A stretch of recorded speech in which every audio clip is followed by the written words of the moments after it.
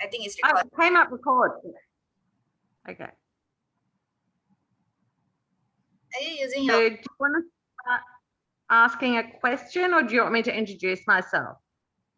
You can start with introducing yourself, and then I'll ask the same questions. Okay, great. So thank you so much for today's interview. My name is Rhonda Cortum. I'm from Australia, from Melbourne originally, and I've been living in Malaysia for the past 17 years with my husband and my 3 children. Oh, thank you so and much. I work with refugees. Yeah.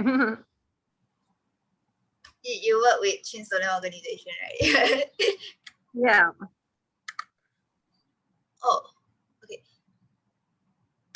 It says I can't minimize. All right.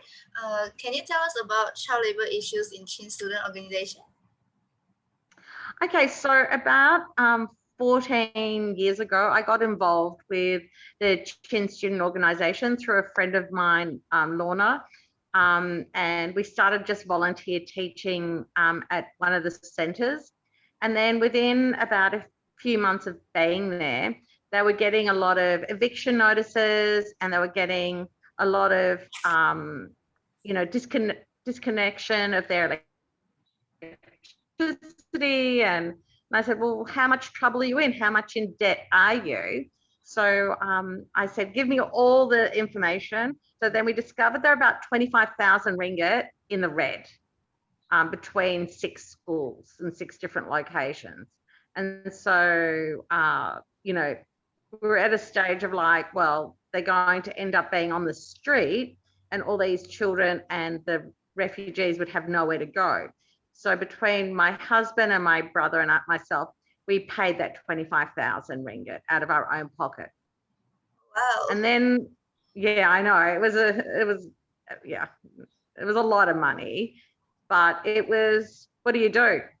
The UN wouldn't pay, because a lot of people think because the schools are registered with the United Nations, the United Nations pays for everything. But the United Nations really doesn't pay for anything. They process, they come do checks to make sure that the schools are clean and well kept, and there's no abuse going on, but they don't actually pay for all the expenses of paying the rents and paying for food and providing all the textbooks and all those sort of a thing.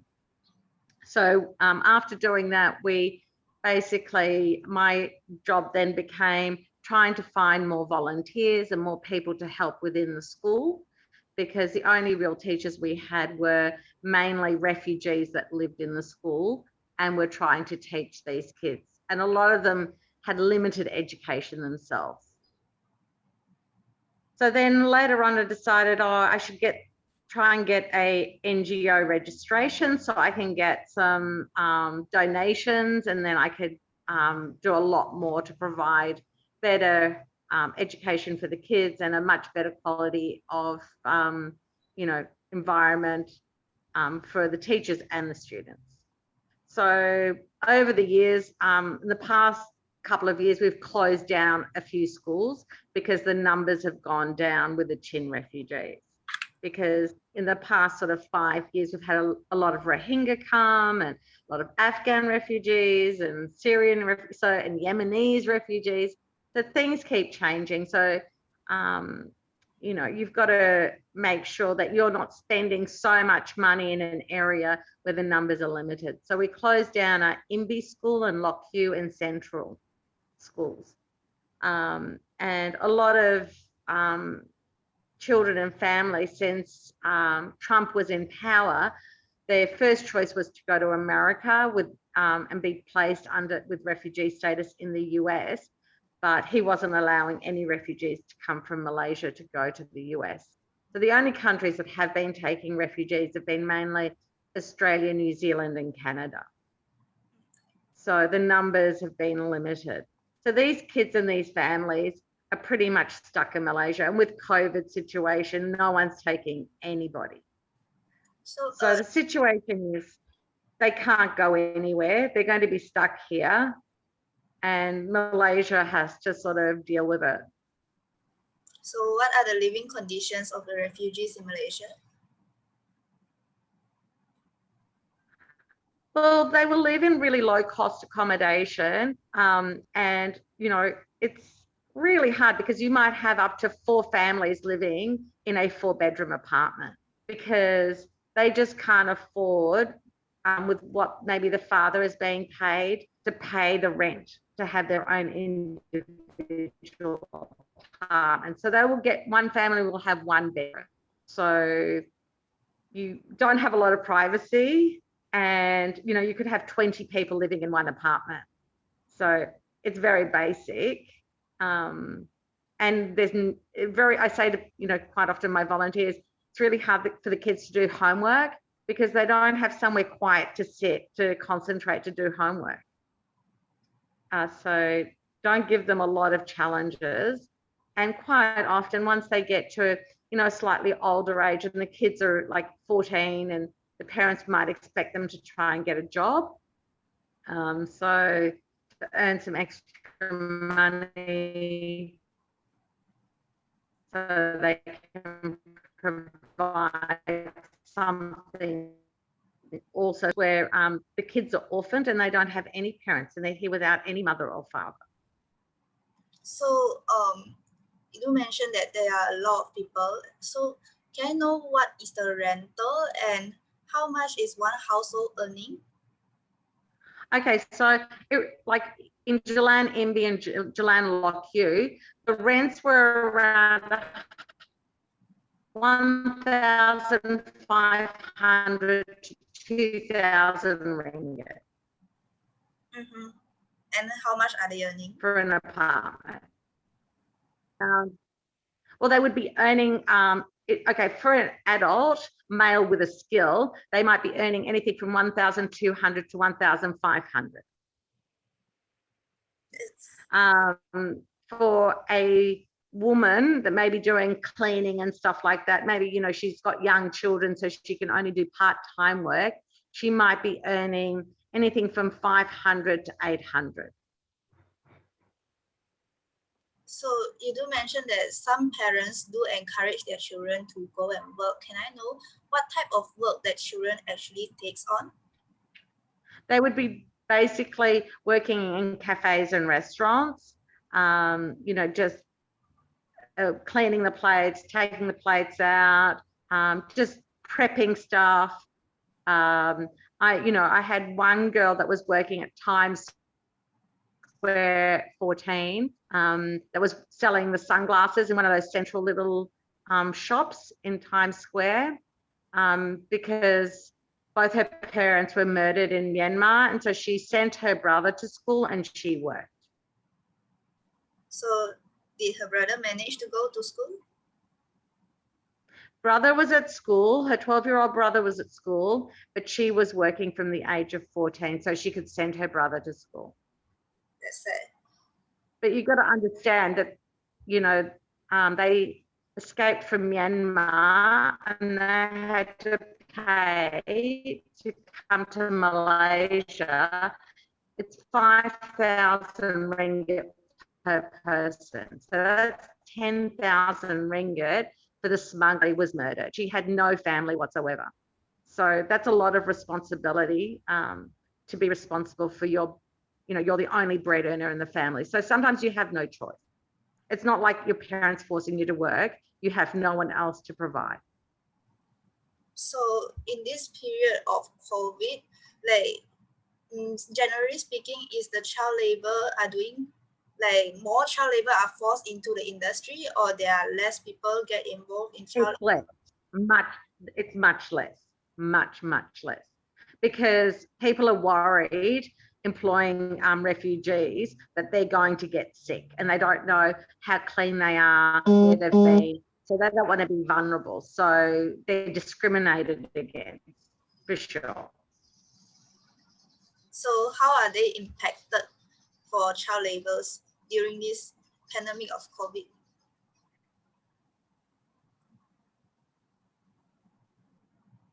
Well, it's been really struggling to make any money, and the children can't get any jobs as well. We have a lot of malnutrition and health issues. So fundamentally, it's more than just trying to pay rent. It's, if you're just living on rice porridge and noodles and can't afford meat and can't afford vegetables and can't afford much, you're going to end up having major health problems. So they can't really afford their basic necessities like food? No. I mean, I just got a message from Pechong School from the teachers saying they are desperate for baby milk for the children that are at our school that have younger brothers and sisters, because they can't afford to buy milk for their 1-year-old or 2-year-old brother or sister because it's very expensive. So when they can't really afford food, they will be struggling to afford their rental also. Did they continue to stay in apartment, or what are their conditions? They're still living in the same apartments, but the problem is, you might have a family, 8 different families now living in one apartment instead of 4. So, it's getting harder and harder for them to make ends meet. So, and they are very reliant on church groups or from people, family, friends, or anybody that's gone to America or Australia to send them money to help them pay to live. Mm-hmm. So what do you think like people around or Malaysians can help for them in this COVID situation? I say to people, if you want to rock up with a bag of onions and vegetables and some fruit, that's fantastic. I think, the milk powder situation for the young babies and children, if a child in their first 5 years is malnutrition, they pay the price later on. It's really important to, and I say to people, it's not going to cost, like, you go spend 45 ringgit on milk powder, you can survive, but it's maybe you going out with your friends. So how do people reach them? Well, basically we give everything to the school, and then the teachers that live in the school know the families that desperately need things. So quite often I'll get messages and I'll be told, we need this or we need that. Before Christmas, I got a wholesale supply that gave me a lot of frozen chicken. So I got about 60 chickens. And so every 2 weeks I was taking 10 chickens to each school in each location. And so they were passing them on to the families that needed some chicken. So they could eat. So to add on, have some meat in their diet. So, and I say to people, bring it.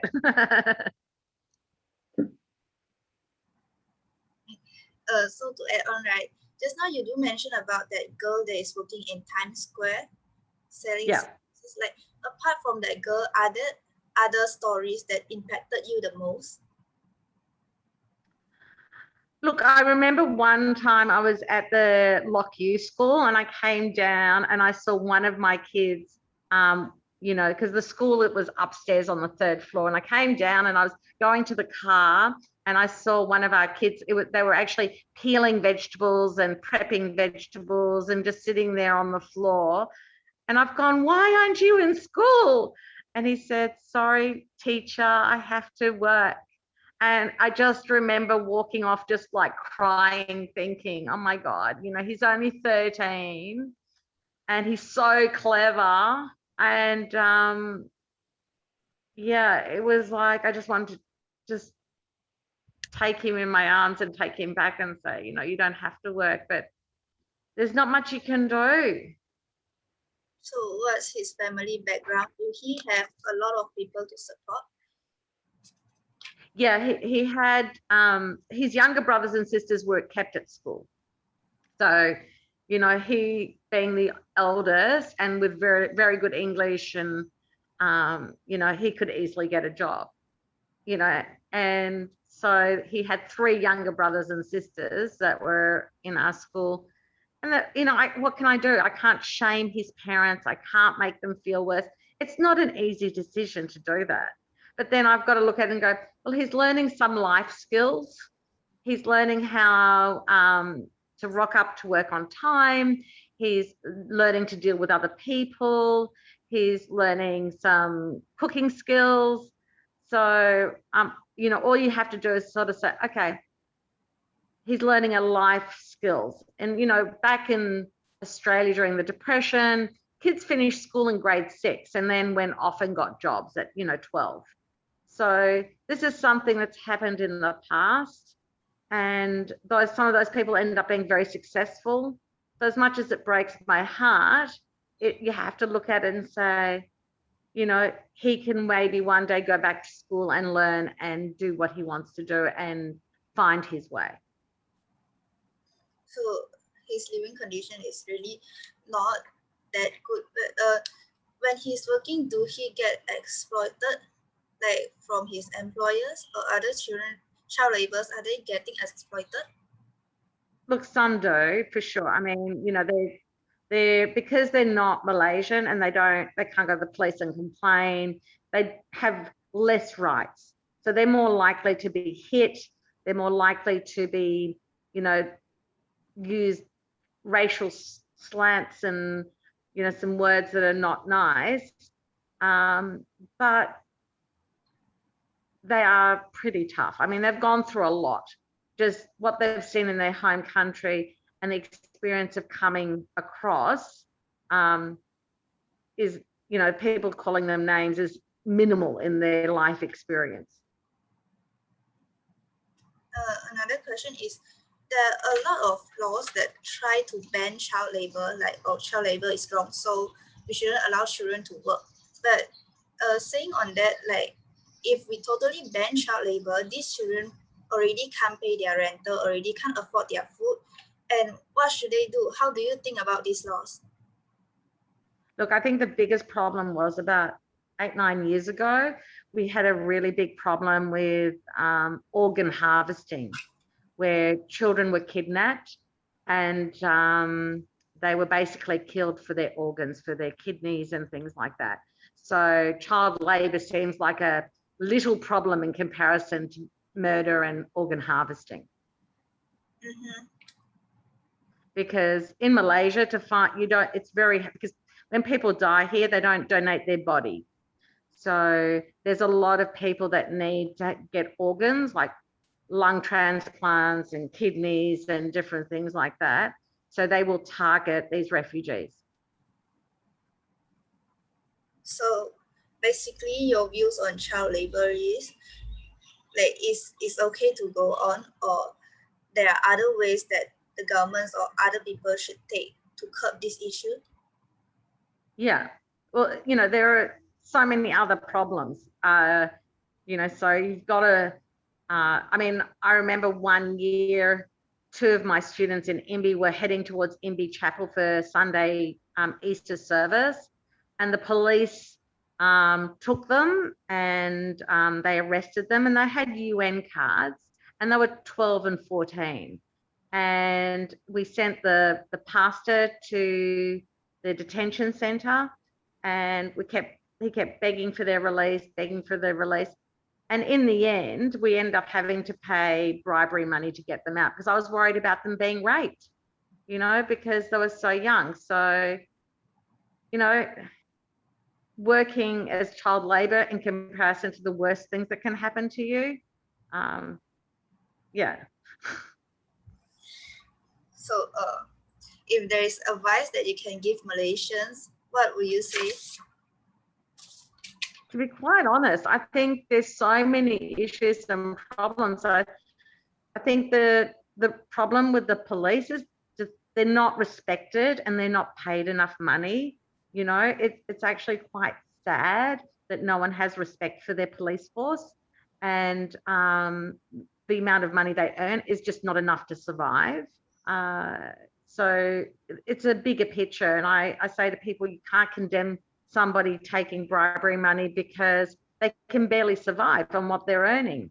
So as a country, I think we have to be a little bit more compassionate to everybody and understand everyone is struggling.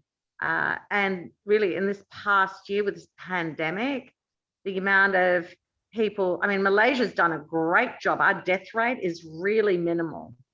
But, you know, when I look at other countries around the world and how out of control it's been, like, you know, look at America, you know, over 500,000. It's like crazy.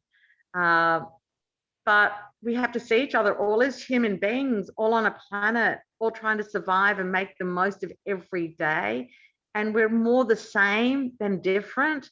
So we've got to wake up and be a lot more compassionate to every human being. It's getting to the point of ridiculous when you've got so much hatred. I don't understand it.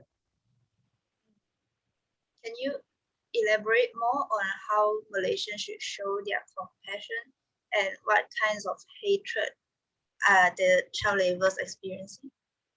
I think, you know, instead of just, like, I wouldn't employ a 13-year-old, I'd say to the school or centre, how, like, maybe at the end of the day, if it's a cafe or restaurant, my leftover food, if these refugees came, and I would give them take-home food packs. Do you know what I mean? Because a lot of places throw out so much stuff.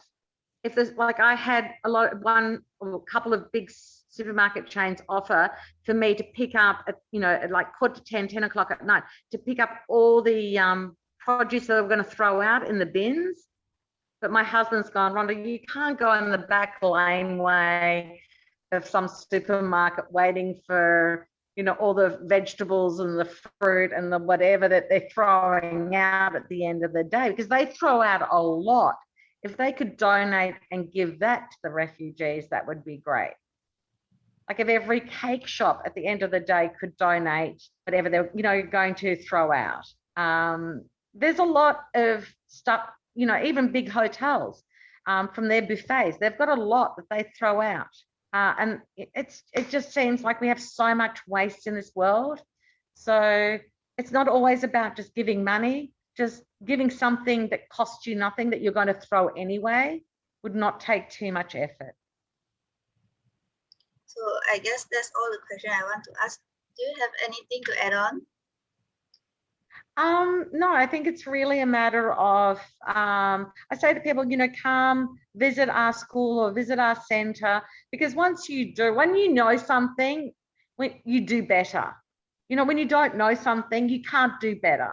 So once you're more, that's why I can't really just give up and stop doing what I do, because I feel like I have a moral obligation. You know, obviously I'm not Asian. I have no affiliation to Myanmar. They're not my people. I'm not even Baptist, you know. So it doesn't really matter. You've got to have your conscience that you feel like you've contributed while you're living on this planet, that you've done some good. Because you don't want to die one day feeling that I have no meaning to my life. That's true.